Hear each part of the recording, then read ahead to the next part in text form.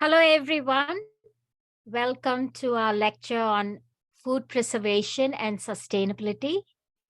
I am Professor Reena Randir. The main student learning outcomes is to understand the principles of food spoilage and preservation, the scope of food waste, a very brief history of food preservation, some of the main methods in food preservation, and we'll understand the role of food sustainability and food security that is connected with preserving our food.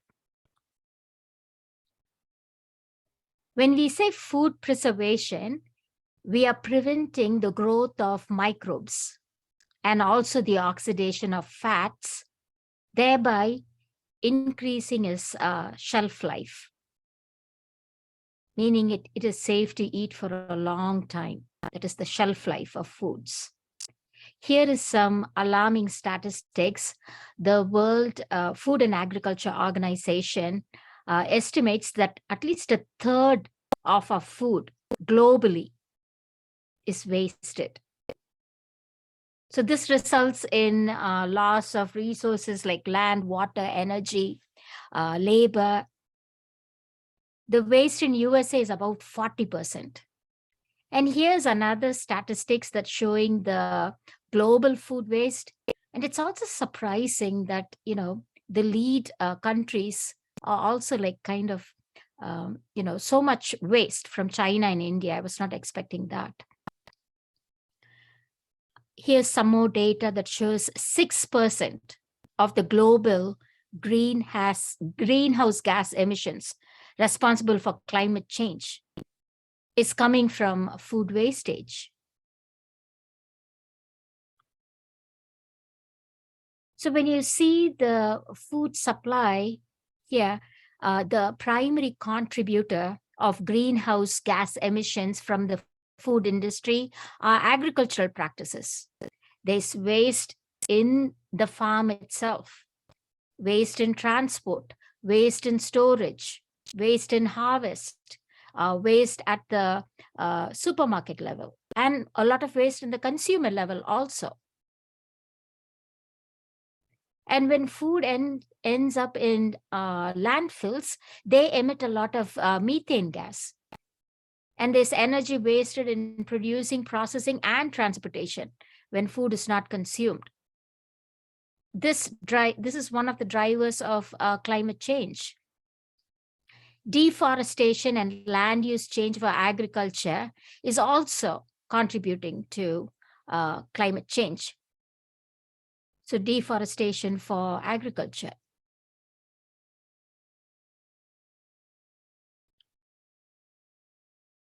What are the main benefits of food preservation?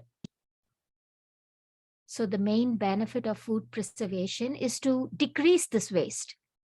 It allows year-round availability of food, and it's very convenient, all the cans and packets that we have at home.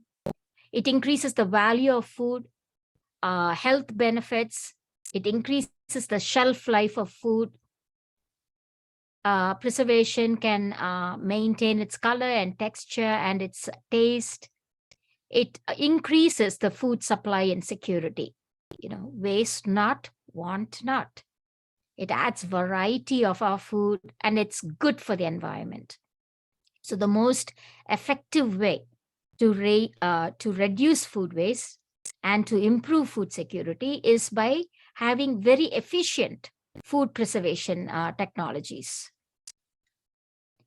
Food is classified depending on how long it can stay fresh naturally.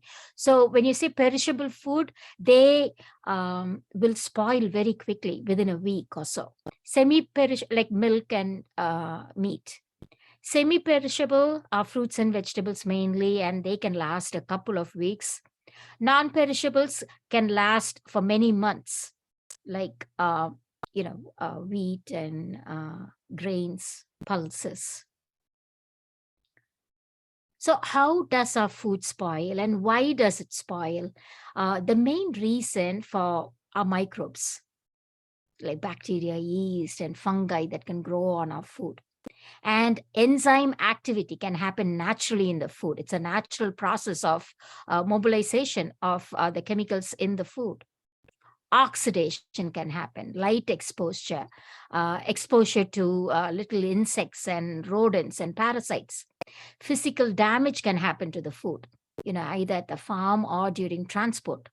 High temperatures can spoil food, and time is also a factor. So there's all physical, chemical, and biological reasons as to why food can spoil. So when food spoils, it is not palatable, and the quality decreases, the appearance decreases, and edibility decreases. Food spoiling is because of many factors, intrinsic factors that are associated with the food itself, like the pH of the food, the redox potential, the water content of food is also a main factor. Usually wet foods will spoil quickly. So the goal or the principle of food preservation is to improve the shelf life and keep it safe. Food safety and quality are prime reasons for preserving food the right way. Here's a very brief history of preserving foods.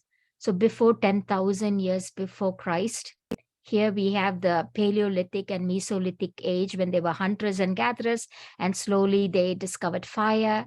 So human beings learned how to control fire and cook their food and smoke their food. And about 10, again, this is before, so after 10,000 BC is when humans became agriculture based. So solar drying of foods and protecting foods with spices and salts came into play. And here are some hieroglyphics from Egypt that show bread making or pickle making in ancient Egypt. Here's a very important name to remember. Nicholas Appert is the father of canning, where you would use temperature, high temperature, and then you seal it in glass jars. And this prolongs the life of food. Louis Pasteur is very, very important. He's the father of the germ theory, and he discovered that by heating liquids, we can prolong its shelf life. So we are very familiar with pasteurization.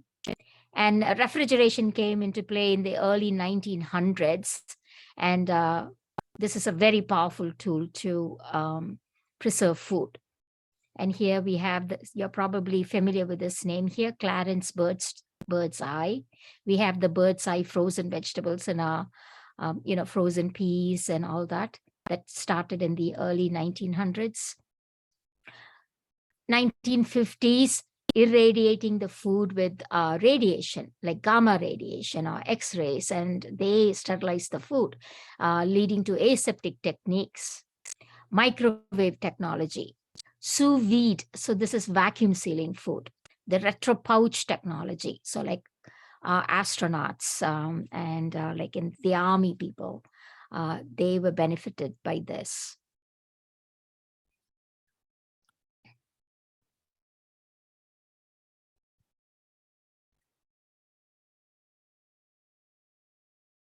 The main methods of food classification of food preservation is physical, chemical, and biological. Under physical, we have pasteurization, refrigeration, freezing, canning, drying, irradiation. Chemical would be like salting, sugar, marination, spices, or using chemical preservatives. Biological is the most sustainable one. Here we use natural microbes or even fungi to ferment our food, to make value-added products like cheese and vinegar. These are the physical methods of food preservation. Pasteurization refers to heat treatment. Sometimes it's brief, sometimes it's longer, depending on the food. We are very familiar with refrigeration, 4 degrees centigrade. Freezing, at 0 degrees centigrade will preserve the food. Dehydrating or drying the food can improve the shelf life. Dehydration, removing moisture. Canning or bottling is referring to heating the food to very high temperature and then sealing it in an airtight container. Smoking is exposing the food to smoke. There will be like some enzymatic changes. It is correlated with adding flavor to the food.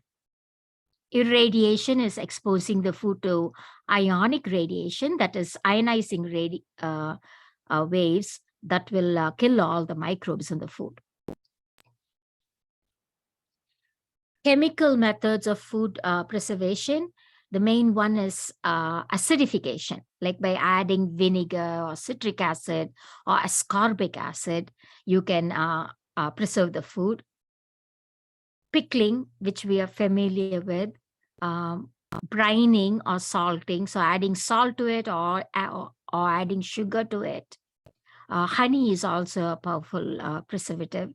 And artificial preservatives like nitrites or citric acid, BHA, BHT, calcium propionate. So these are also very widely used in our food supply now. And there's several studies show that they have adverse effects on human health. Biopreservation is widely accepted to be a very sustainable way to preserve foods. Here we are using microbes or a natural process to preserve food and extend the shelf life. The main example I wish to share with you is fermentation. However, there are probiotics or antimicrobial peptides and bacteriocins that can be used in preserving food. Fungi like Penicillium aspergillus is also used for preserving food. So here the sugars in the food are broken down by organisms to make a delicious fermented product. For example, Saccharomyces can make all your alcohol. Escherichia and Acetobacter can make vinegar. Aspergillus, Lactobacillus, Streptomyces can make lactic acid products. Like kimchi, sauerkraut, they all are lactic acid fermentation. So the main take-home summary from this lecture, so food preservation is a process of preventing the spoiling of food by the growth of microbes and enzyme activity or fats going rancid. The goal of food preservation is to extend the shelf life so that it can be stored and transported and it can be saved for consumption at a later time.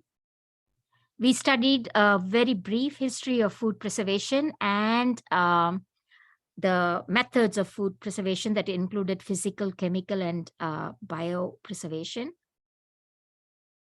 The most important point is that by reducing food waste by preservation, it's a very important step towards addressing food security and to mitigate the negative effects of food waste on the environment. And I hope that was helpful to you.